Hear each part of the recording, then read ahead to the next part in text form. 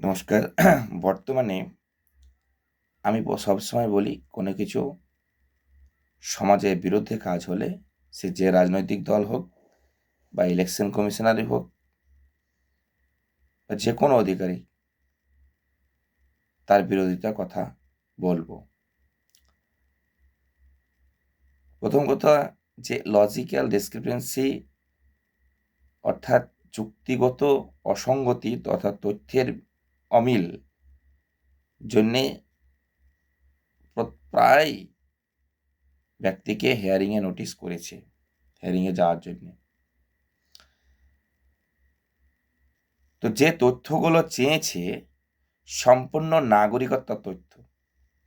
এখানে ভোটার অধিকার, এদের ভোটের মানে নির্বাচন কমিশনারকে নির্বাচনে অর্থাৎ ভোটার অধিকার নিয়ে তথ্য চাওয়া হয়েছে, কিন্তু যে তথ্যগুলো চেয়েছে সবগুলাই নাগরিকত্ব যাচাই করার জন্যে, যেটা সুপ্রিম কোর্ট পরিষ্কার বলে দিয়েছে যে নাগরিকত্ব যাচাই করা ইলেকশন কমিশনারের কাজ নয়। বোঝা গেল? তাহলে এরা কোনো ল অ্যান্ড অর্ডার মানেই না। প্রথম কথা, নিজের মতো যা খুশি তাই করে যাচ্ছে। কিন্তু এরা যত করবে তত মুখ থাবড়ে পড়বে বাংলাতে। এবার অনেকে ভাবছে লজিক্যাল ডিসক্রিপেন্সিটা কি, যুক্তিগত অমিল। পশ্চিমবাংলায় খসড়া তালিকা প্রকাশ হওয়ার পরে এটা জোর করে ঢোকানো হয়েছে। এটা বিহারে কিন্তু ছিল না, ঠিক আছে? খুব বাস্তবে বলি, এটা মানে এই লজিক্যাল ডিসক্রিপশন মানে হলো যুক্তিগত সঙ্গে না মেলা তথ্যের অমিলকে বলা হয়। অর্থাৎ কাগজে যা লেখা আছে বাস্তবে যুক্তি দিয়ে দেখলে সেটা পুরোপুরি মিলছে না। যেমন কার টাইটেল খান আছে, কার টাইটেল শেখ করা মানে বাবার নাম খান, তো ছেলেকেও খান হতে হবে, ঠিক আছে? বাবার শেখ, তো বেটার নাম যদি আলী হয়েছে তাতেও তাকে মেল দেখাতে হবে, টাইটেল প্রমাণ করতে হবে। তো বাস্তবে মানুষ এক, পরিচয় সত্য, ঠিকানা একই থাকতে হবে। 2002 সালে বর্তমান নথির মধ্যে সামান্য অমিল থাকলেই সেটাকে লজিক্যাল ডিসক্রিপেন্সি বলে চিহ্নিত করা হচ্ছে। কয়েকটি বাস্তব উদাহরণ যেমন বলা যায়, 1 নম্বরে বলি, 2002 সালে ভোটার কার্ডের নাম ছিল আব্দুল রহমান, 2025 সালে নাম আছে আব্দুল রহমান। 2002 সালে ভোটার কার্ডে নাম ছিল শেখ তাজাউদ্দিন, 2025 সালে নাম আসছে তাজাউদ্দিন শেখ। মানুষ একই, পরিবার একই, ঠিকানা একই, শুধু বানানের বা মানে যেমন আগু পিছু হয় সেটার অমিল পাচ্ছে। এটাকে বলা হচ্ছে লজিক্যাল ডিসক্রিপেন্সি। 2 নম্বর উদাহরণে বলি, ভোটার কার্ডে বয়স 35, আধার কার্ডে বয়স 37।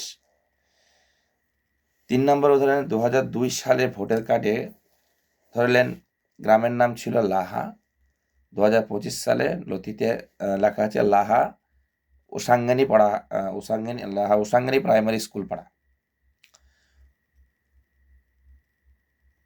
4 নম্বরে বলা যায় 2002 এর তালিকায় থাকা 2002 নয়, মানে তালিকায় থাকা ব্যক্তির উপরে প্রয়োজনীয়তে 6 জন প্রয়োজনে, এখানে 6 জন যদি কেউ অ্যাপ্লাই করেছে, এক ব্যক্তি মানে যেমন গার্জেনকে 6 জনকে দেখিয়েছে, তাদেরকেও ডাকা হচ্ছে। এবার এখানে আর একটা বিশাল কোশ্চেন, তারা তো সব মিলিয়ে নিতে পারছে, তাহলে এটাকেও মেলালো না। এক ব্যক্তির 4 সন্তান, তার বাবাকে দেখিয়েছে 4 জনেই, কিন্তু যে সন্তানেরও একটা সন্তান অর্থাৎ দাদুকে দেখিয়েছে, সেখানে তো গ্র্যান্ডফাদার লেখা আছে গ্র্যান্ডফাদার, তাহলে তাকে কেন ডাকছে আবার ঘুরিয়ে? তারা তো 4 জন ছিল, তাহলে তাকেও 6 এর মধ্যে কি করে রাখা হয়, কোন যুক্তিতে? তাহলে ওটা গ্র্যান্ডফাদার রাখার অপশন কেন রেখেছিল ইলেকশন কমিশনার? কিসের জন্য রেখেছিল? আসলে এগুলো হচ্ছে পুরাটাই ভাঁওতাবাজি, যে কোনো একটা ইস্যু দেখিয়ে নামটা বাদ দেওয়া যায় কিভাবে। কিন্তু হ্যাঁ, এবার আর একটা নিয়ম বেঁধেছিল, কদিন আগে, অ্যাডমিট কার্ড এলাও হবে না। কত বড় মানে গর্ত ওখানে বসে থাকে চেয়ারে, যে অ্যাডমিট দেখেই তো মাধ্যমিক পাস সার্টিফিকেট পাবে। অ্যাডমিট থাকবে তবেই তো সে অ্যাডমিটে যা থাকবে মাধ্যমিক পাস সার্টিফিকেটে সেটাই তো থাকবে। এটাই তো স্বাভাবিক। কাউরি কি শুনেছেন যে অ্যাডমিট আলাদা মাধ্যমিক পাস সার্টিফিকেট আলাদা? কখনোই তা হয় না। আর অ্যাডমিটটা কেন আমরা গুরুত্ব দিই, কারণ অ্যাডমিটে কারণ এখানে যারা মানে ভোটার কার্ডে আপনারা দেখতে পাচ্ছেন, ভোটার কার্ড আধার কার্ড তো রাখাল বাগাল চন্ডালে সব বানায় টাইপ করে সব এজেন্সি নিয়ে, যার জন্য বানান ভুলে গাদা গাদা থাকে। কিন্তু অ্যাডমিট বা মাধ্যমিক সার্টিফিকেট এগুলো কিন্তু খোদ ভালো ভালো শিক্ষকরা এগুলো দেখে শুনে ধৈর্যভাবে এগুলো করে। আর যদি কেউ ভুল করে থাকে দু একটা, সে চেঞ্জ করার অপশানও তাকে দেয় পরবর্তীতে। সে যদি লক্ষ্য না করে এখন থেকেই যায় আলাদা জিনিস। ঠিক আছে, সচরাচর অ্যাডমিট মার্কশিট এগুলো খুব রেয়ার ভুল হয়। ভুল হয় না বলা ভুল, ভুল হয় কিন্তু কম হয়। কিন্তু ভোটার কার্ড আধার কার্ড এগুলোতে শয়ে শয়ে ভুল আছে। তাহলে এখন অ্যাডমিটটা মেনে নিতে বাধ্য হচ্ছে। সবচেয়ে বড় বিষয় হলো যে এই যে লজিক্যাল ডিসক্রিপেন্সি যেটা বলছে, এটাতে কিন্তু অযথা মানুষকে হ্যারাসমেন্ট করা হচ্ছে। হ্যারাসমেন্ট করে যদি কোনো ডকুমেন্টস না পাই, এটাই ভাবছে তাহলে তাকে তার নামটা বাদ দেবো। তারপরে এই ইলেকশন কমিশনারকে আমার বিএলও বলছে, আমার দাদা যেমন বাইরে থাকে, আরও অনেক আছে বাইরে থাকে, এদের আসতে আর করতে লাখ লাখ টাকা খরচা। অনেকে যুক্তি দিচ্ছে যে যতবার ডাকবে দেশের স্বার্থে আসবো। আরে দেশের স্বার্থে জান দিতেও আছি, কিন্তু দেশের স্বার্থ না রাজনৈতিক স্বার্থ আগে বোঝা দরকার। এটা কিন্তু দেশের স্বার্থ নয়। কি নাগরিকতা যাচাই করছে যে থাকতে হবে, কিন্তু ইলেকশন কমিশনার বলেছে যে অথরাইজ লেটার দিলে পরে মানে যে আমি আসতে পারিনি, আমার ভাই বা অমুক জনা, আমি অমুক জায়গার ভোটার, আমার এটা প্রমাণ দিলাম, ডকুমেন্টস দিলাম বলে একটা লেটার দিলেই হবে। তার একটা ফরম্যাট ফর্মও দিয়েছে, আমি মেনে নিলাম।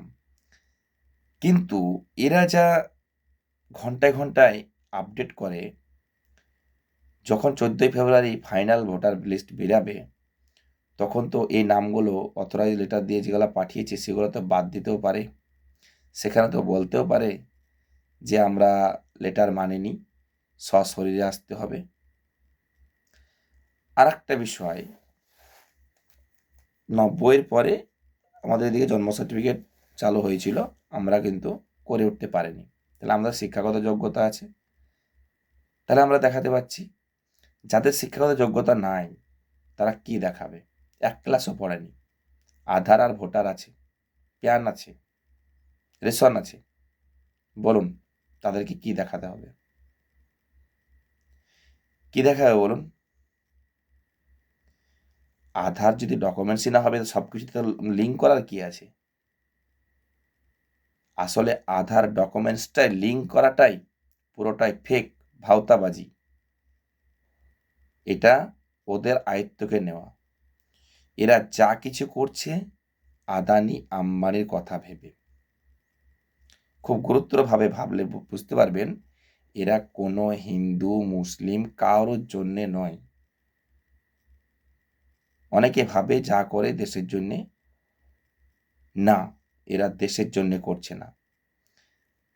এ স্বৈরাচারী শাসন চালাতে শুরু করেছে। এ আগে ছিলাম আমরা ইংরেজ শাসিত, এতদিন আমাদের দেশ ভালো ছিল, ইংরেজ শাসন থেকে মুক্তি পেয়ে 47-এর পর থেকে 2014 পর্যন্ত ভালো ছিলাম। 2014-এর পর থেকে যত কিছু এই নরেন্দ্র মোদীর সরকার অর্থাৎ বিজেপির সরকার যত কটা পদক্ষেপ নিয়েছে সবকটাই ফ্লপ, এবং একটাও মানুষের কার্যকরী নয়, একটাও কার্যকরী নয়, সবকটাই ফ্লপ গেছে। তো এটাও ফ্লপ যাবে, সে নিয়ে কোনো সন্দেহ নেই। তো এর বিরুদ্ধে বড়সড় আন্দোলন করা দরকার, একে সরাতেই হবে। ইলেকশন নামমাত্র হচ্ছে, সবাই জানছেন ইভিএম কারচুপি, কারণ কেউ যদি বিশ্বাস না করে ইভিএম কারচুপি হয় না, তাকে আমি হাতে ধরে ধরে 360টা এমপি কেন্দ্রে, অর্থাৎ 2019-এর দেখাবো, 360টা কেন্দ্রে বিজেপি ফ্রডভাবে জিতেছে, যা ইলেকশন কমিশনার কোনো রিপ্লাই নাই। আর আমরা কোন দেশের এই আমরা এমন একটা দেশের নাগরিক যে আমরা একটা প্রধানমন্ত্রীর কাছে প্রেস কনফারেন্স পেতে পারি না। আমরা এমন দেশের এমন ব্যক্তিকে প্রধানমন্ত্রী বানিয়েছি যার শিক্ষাগত যোগ্যতা জানতে গেলে আমাকে ফাইন দিতে হবে, তাও জানতে পারবো না, আমার বিরুদ্ধে মানহানি কেস হয়ে যাবে ঘুরিয়ে। কি নির্লজ্জ! আমি দেশের বদনাম করছি না, এত গৌরবময় ঐতিহ্যময় দেশের কোনো আন্ডুমান্ডুকে প্রধানমন্ত্রী বানিয়ে দেওয়া শোভা হয় না। এ কখনোই দেশের কথা ভাবে না। তো আপনাদের কাছে অনুরোধ, আপনারা যে কষ্ট পাচ্ছেন এই এসআইআর নিয়ে, আমাকেও নোটিশ করেছে, আমরাও যাব 28 তারিখে। তো আপনারা এর প্রতিবাদ পাড়ায় পাড়ায়, গ্রামে গ্রামে, শহরে শহরে, স্ট্রিট কর্নারে জোরালোভাবে তুলে ধরুন এবং এ সরকারকে গদি ছাড়তে বলুন। আজ অবৈধ ভোটার বলে যাকে মান সম্মান হানি করছে, সেই অবৈধ ভোটার নিয়েও তো সে প্রধানমন্ত্রী হয়েছে। তার যদি সামান্যতম লজ্জা থাকে, সে প্রধানমন্ত্রী বা হোম মিনিস্টার পদত্যাগ করবে। আপনারা আওয়াজগুলো তুলুন। ধন্যবাদ।